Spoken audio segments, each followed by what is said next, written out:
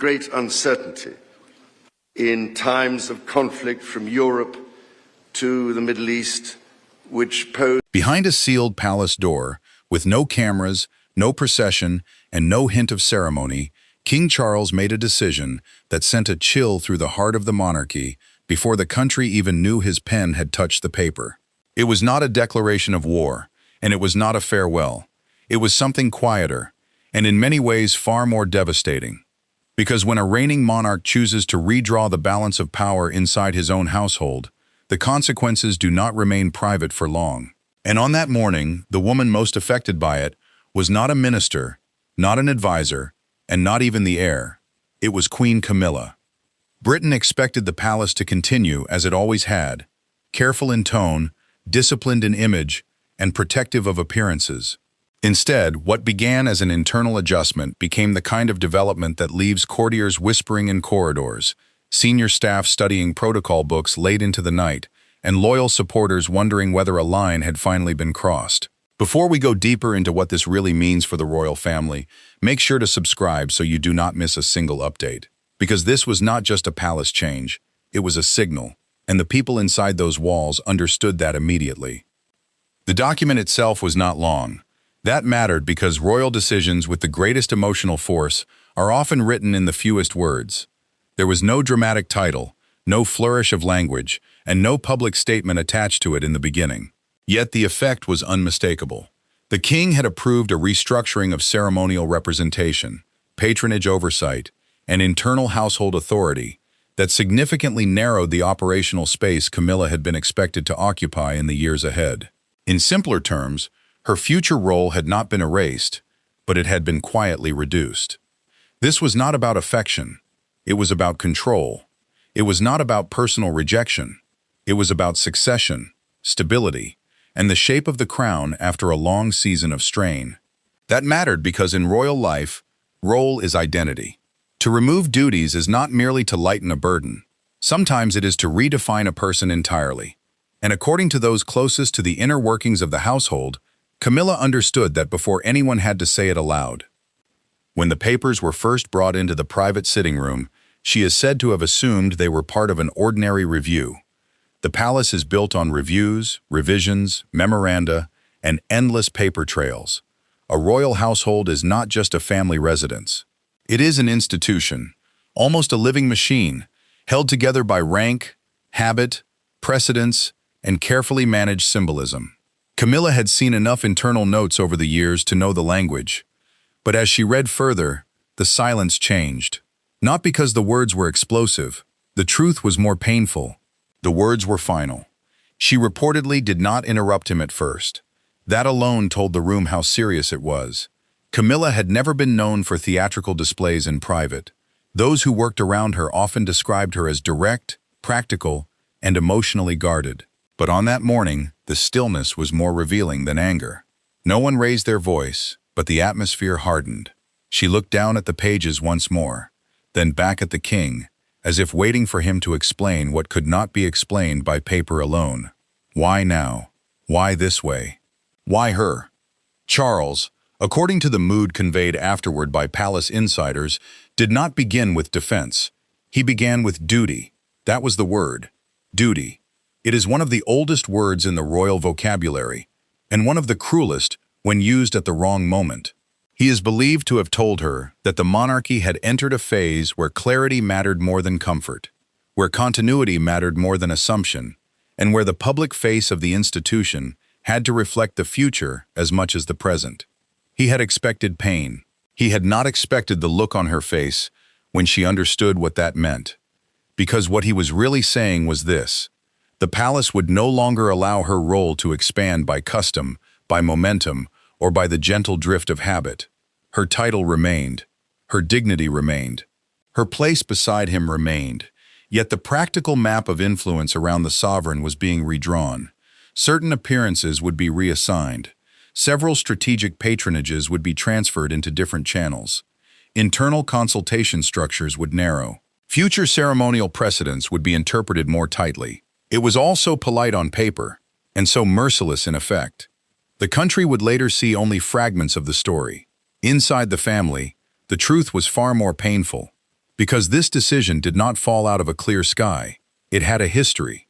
It had a chain of tension behind it, a chain made of uneasy glances, frustrated briefings, generational friction, and one particular incident that changed the atmosphere at the top of the monarchy more than the public ever understood. But to understand why Charles made the decision that left Camilla speechless, the story did not begin in that room. It began months earlier, under bright lights, in full formal dress, during an event that was supposed to project unity. It was one of those evenings the monarchy knows how to stage almost perfectly. The cars arrived in sequence. The military detail was immaculate. The jewels, uniforms, and national emblems all worked together to create that old British illusion of permanence. State occasions are designed for that purpose. A state occasion is more than a ceremony. It is a message, delivered in velvet and gold, that the crown endures beyond personal difficulty. But that evening, according to several accounts from those in the orbit of the household, something small happened that did not look small to the people who mattered. Camilla's office had pushed strongly for a certain arrangement of representation, visibility, and seating logic connected to the event's secondary engagements. On the surface, it seemed procedural. These things often do. Yet beneath the procedural language sat a larger issue. Who was being centered? Who was being deferred to? And what image of the monarchy was being quietly advanced? William's team noticed. Catherine's team noticed. Senior household officials noticed. And most importantly, Charles noticed the reaction once the private feedback began to circulate. The problem was not that Camilla wished to be seen. By then, she had stood beside the king through years of scrutiny and had earned formal recognition the hard way. The problem was timing. At a moment when the institution was trying to steady itself around the future, any move that looked like an attempt to consolidate the Queen's independent standing beyond the emotional limits of public acceptance became dangerous. The monarchy could survive many things, but not confusion about where the future was pointing. And that night, some inside the palace concluded that confusion had begun to grow. William, those close to the family later suggested, was more disturbed than angry. That mattered, because he is not known for endless tolerance when he believes the architecture of the future crown is being muddled. The Prince of Wales understood something many outside royal life forget. Succession is not only about who inherits, it is also about how the public is prepared, emotionally and visually, for that inheritance long before it arrives. Every balcony appearance, every state banquet, every patronage alignment, every photograph in the court circular matters. The court circular, for those unfamiliar, is the official record of royal engagements. It may look dry on the page, but inside palace life, it is a map of power. What happened next did not explode in public. It deepened in private. William sought answers from senior aides. Catherine, more measured but no less alert, reportedly asked a simpler and more devastating question. What message is being sent? She understood the emotional danger in ways the men around her did not always articulate. If the monarchy looked as if it were drifting into parallel centers of legitimacy, the public would not parse the constitutional detail. They would feel uncertainty. And uncertainty, once felt, is difficult to reverse. Charles was briefed not only on the event, but on the mood afterward. He heard from advisors who rarely agreed on anything, which made their concern more serious. Constitutional advisors warned against any structure that could blur future public understanding. The private secretaries examined chains of representation. The Lord Chamberlain's office reviewed ceremonial implications. The Lord Chamberlain, in royal terms, is a senior official responsible for the functioning of the royal household and major ceremonial matters. When that office begins quietly examining precedents, it means the issue has moved beyond irritation into institutional territory. Yet even then, the king did not act. That was the deeper tragedy. He delayed, he listened, he hoped the tension would settle.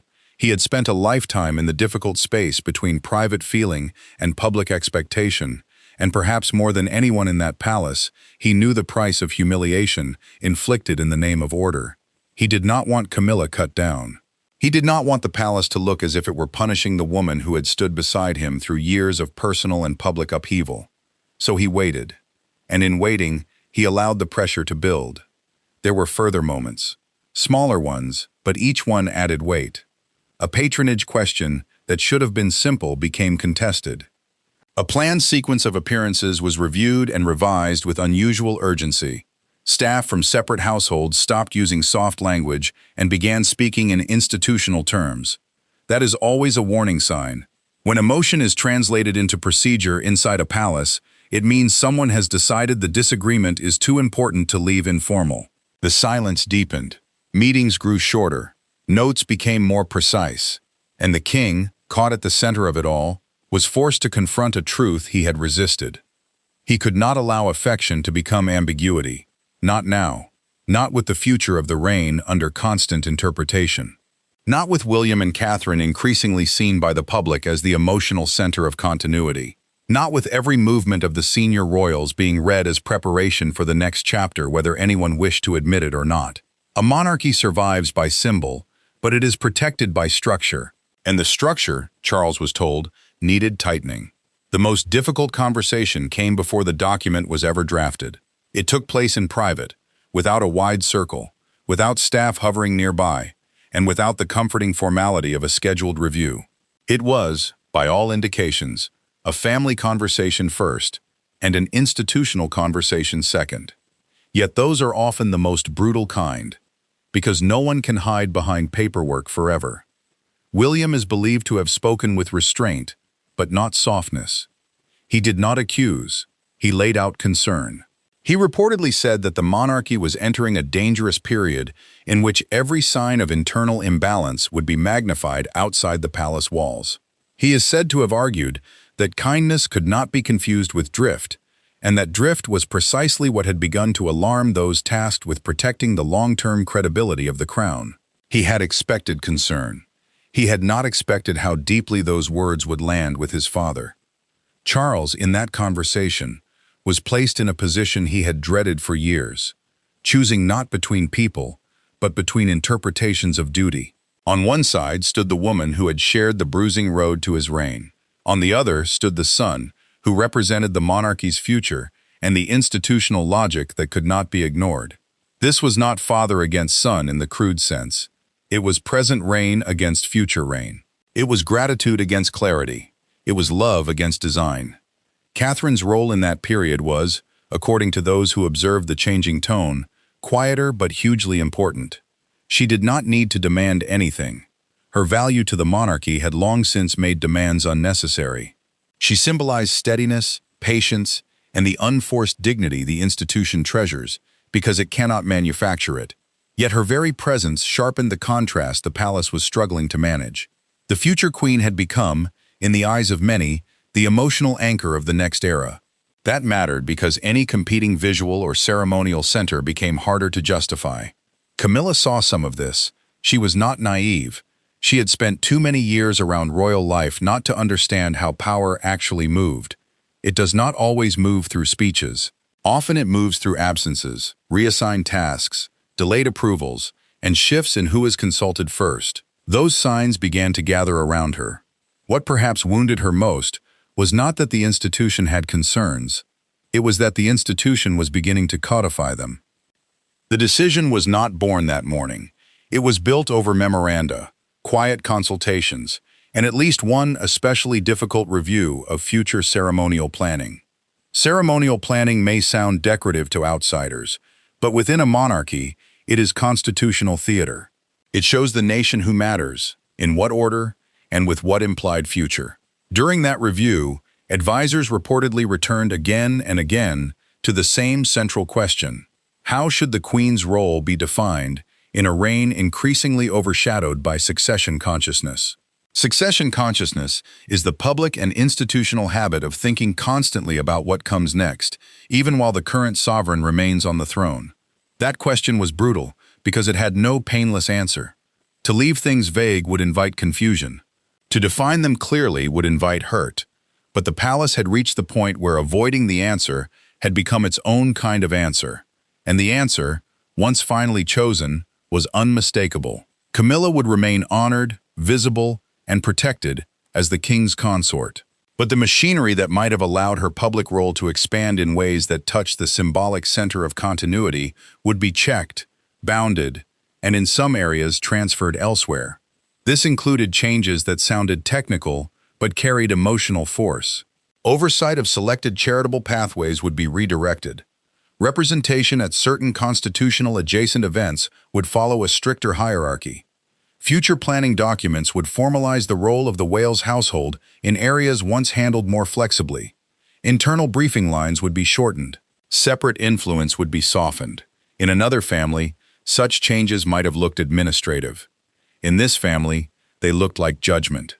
When Camilla finally broke her silence in that first reading, those familiar with the atmosphere later said she did not erupt. She asked something far harder to answer. She asked whether this was truly his decision. The question struck at the center of everything. Because when a sovereign signs a paper, the nation sees authority. But inside the palace, the deeper question is often, who shaped the necessity? Charles is said to have replied that the decision was his, fully his, and made for the protection of the crown. Even if that was true, it could not remove the sting of everything behind it. What followed was one of the coldest stretches the palace had seen in years. Not public scandal, private frost. Breakfast timings shifted. Shared appearances became more carefully managed. Household staff, trained never to notice too much, noticed everything. There were no scenes in front of outsiders. There never are when the family is at its most wounded. Instead, there was spacing, precision, and a formality so deliberate it became its own announcement. The king suffered in that silence more than the public would ever be allowed to see. That is the other truth in stories like this. A sovereign may sign a paper, but he still has to live inside the consequences. Charles had spent much of his life feeling misunderstood by the institution he would one day lead. He knew what it meant to have emotion measured against function, and function chosen over emotion. To do that now to the person closest to him was not an act of indifference. It was an act of surrender to the logic of monarchy. And yet, surrendering to that logic did not stop the next stage. Because once a palace decision exists, it rarely remains contained forever. Too many offices touch it. Too many scheduling changes hint at it. Too many journalists, correspondents, and former staff members learn how to read the shadows cast by official silence. The leak did not arrive in a dramatic burst. It seeped. A revised engagement here, a notable absence there, a reshaped list of future appearances, then whispers of a household recalibration. Then the phrase that caused real alarm, reduced operational remit. Broadcasters began asking questions the palace did not want to answer directly. Newspapers sensed what was happening and reached for language that would capture both the human and constitutional dimensions of the shift. Was the Queen being sidelined? Was the King preparing the path for William more aggressively than expected? Had palace tensions finally crossed into structural change? Those headlines spread fast because they touched a nerve beyond gossip. They asked whether the monarchy had just admitted, through action rather than statement, that the future could no longer be postponed as a topic. The public reaction was immediate and divided. Some saw the move as harsh but necessary, an overdue act of discipline in a monarchy that survives only when it resists internal confusion. Others saw cruelty, or at least coldness, in reducing the role of a consort who had remained beside the king through years of challenge. There were also those who read something else entirely in the moment, not rejection of Camilla, but a sign that the palace had moved into a serious stage of transition thinking. Transition thinking is the institutional process of preparing the public, the staff structure, and the symbolic order for a future change, without openly announcing that such a change is near. That interpretation frightened many, because it made the decision feel larger than Camilla herself.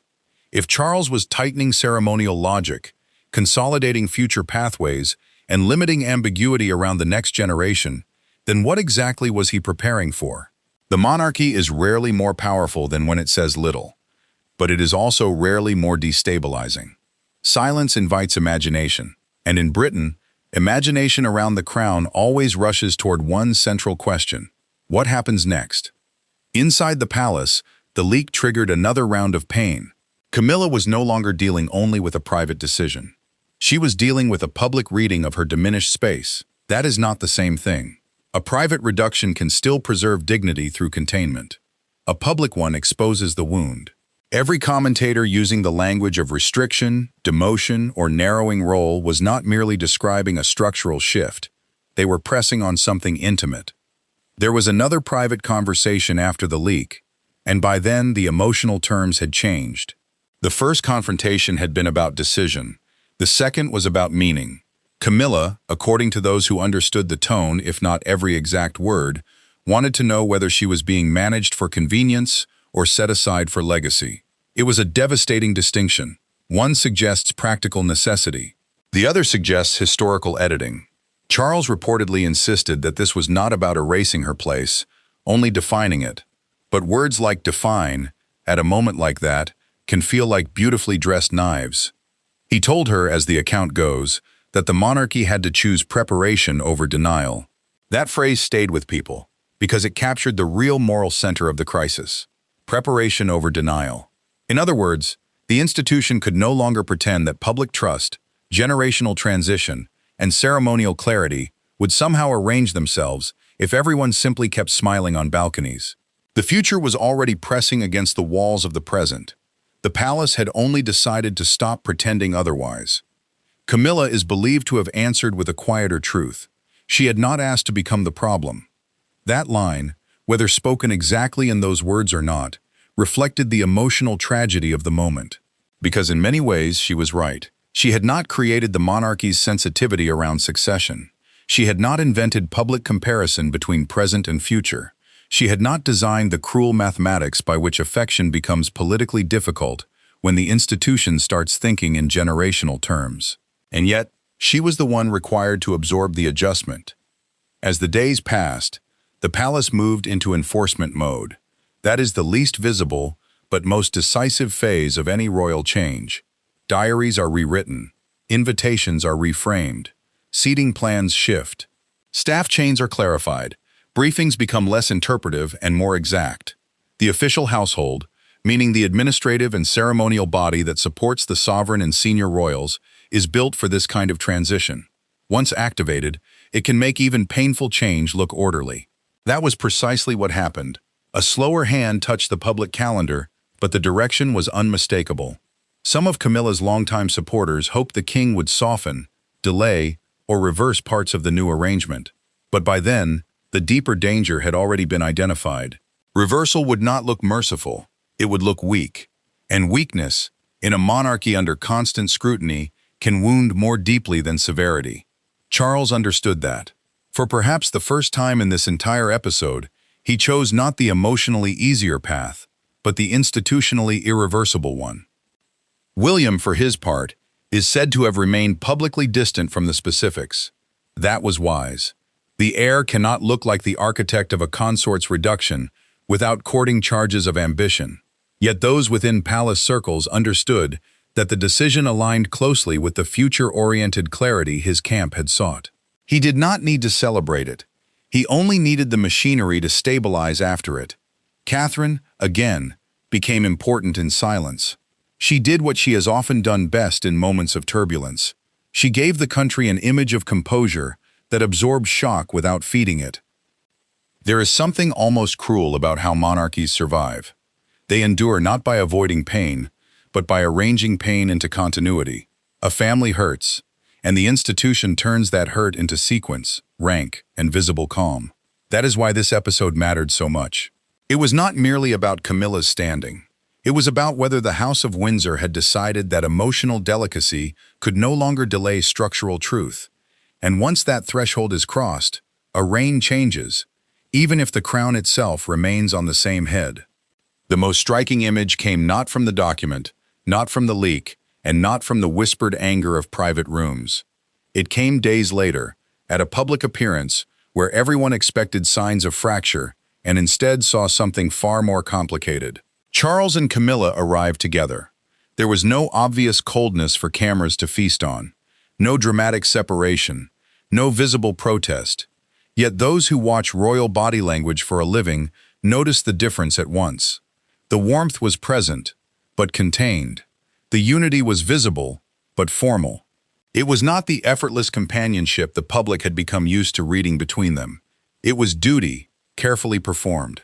That mattered, because performance is never accidental at that level. If they appeared side by side, it meant a choice had been made. Not to erase the wound, not to deny the conflict, but to place the monarchy above the moment, at least in view of the nation. In a strange way, that may have been the most heartbreaking development of all. The public was given reassurance. The private cost of that reassurance was hidden behind posture and timing. Then came a smaller scene, barely noticed by many, but unforgettable to those who did notice. As they turned at the end of the engagement, Camilla briefly took Charles's arm, not clinging, not resisting, simply taking it, with the kind of composure that only someone under great pressure can produce. In that gesture was something larger than pride.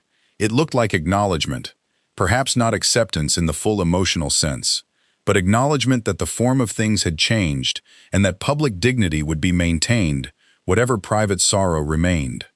The palace, meanwhile, allowed no triumphal tone to emerge. There was no appetite for that. No one wanted the decision to look like a victory of one camp over another. That would have been disastrous. Instead, the language stayed disciplined. Support for the Queen remained explicit. Respect remained visible. But the boundaries remained. And that was the point. In royal life, kindness without boundaries can become instability. Boundaries without kindness can become humiliation. Charles was trying, perhaps desperately, to choose the narrow path between them. Whether he succeeded depends on where one stands. To some, he finally acted like a monarch willing to place the architecture of the crown above private comfort. To others, he acted like a husband who asked the woman beside him to pay the emotional price for an institution that never stops demanding more. Both readings contain truth. That is why the story has lingered. It is not simple enough to dismiss and not clean enough to celebrate. What cannot be denied is that the unexpected palace decision changed the atmosphere around the reign. It told Britain that internal planning had become sharper. It told the family that the old flexibility was over. And it told Camilla, in the hardest possible language, that proximity to the sovereign would remain, but independent expansion around the sovereign would not. This was not exile, it was limitation. And sometimes limitation wounds more deeply because it leaves you present enough to feel every inch of what has been removed. In the end, that may be the deepest truth of the entire crisis. The monarchy chose preparation over comfort, structure over drift, and future clarity over present ease. But it did so by asking real people to absorb unreal pressure. The country saw a palace adjustment. The family experienced a private reckoning. Charles did not cast Camilla out. That was never the story. He did something more complicated and in some ways more painful. He kept her close, while quietly redrawing the terms of what closeness would mean. And for all the drama of headlines and all the speculation that followed, the image that remains is still that first private room, that first unreadable silence, that first moment when paper became reality. A king looked at the woman who had shared his road and chose the crown's future over the comfort of leaving things undefined. A queen consort read the language of reduction and understood, before anyone else had to explain it, that history inside a palace is often written not in declarations, but in permissions withdrawn.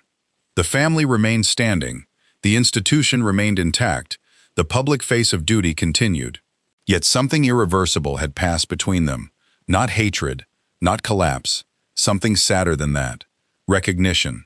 Recognition that love and loyalty can survive, but not always in the same shape, once the monarchy decides it must protect tomorrow from the ambiguities of today. And perhaps that is why this moment struck so deeply across Britain, because it was not really about one decision alone. It was about the old royal struggle that never truly ends. How much of a human life can be bent to fit the needs of a crown before the bending itself becomes a wound? Charles answered that question in the only way a sovereign can, by signing the paper anyway. Camilla answered it in the only way someone in her position could, by standing beside him afterward, even when silence had already said everything. The monarchy could not keep sentiment and structure in their old balance forever. In this crisis, structure won, but it did not win cleanly. It won with sorrow attached. It won with private hurt beneath public order. It won because the future had begun pressing too hard against the present to be ignored any longer. And so the palace moved, the roles narrowed, the country watched, and a royal marriage entered a colder, more formal chapter beneath the unblinking eye of history. What remains now is not the shock of the first leak or the sharpness of the first confrontation, but the wider meaning. The Crown has signaled that continuity will be protected with greater precision. William's path will be framed more clearly. Catherine's future place will be left less open to confusion, and Camilla, though still honored, has been placed within a boundary the palace no longer intends to blur. It is a settlement, not a victory. A compromise, not a peace. A wound, not a collapse. And in the quietest sense, that is what makes this a true royal crisis. Not scandal for its own sake, but a family forced to choose which pain it could survive. The pain of clarity, or the pain of confusion. This time, clarity was chosen. It left Camilla speechless. It left Charles burdened. It left the palace colder. But it also revealed something the monarchy had tried for a long time not to say aloud. The future was already in the room. Thanks for watching. Please do not forget to like and subscribe, and we will see you in the next one.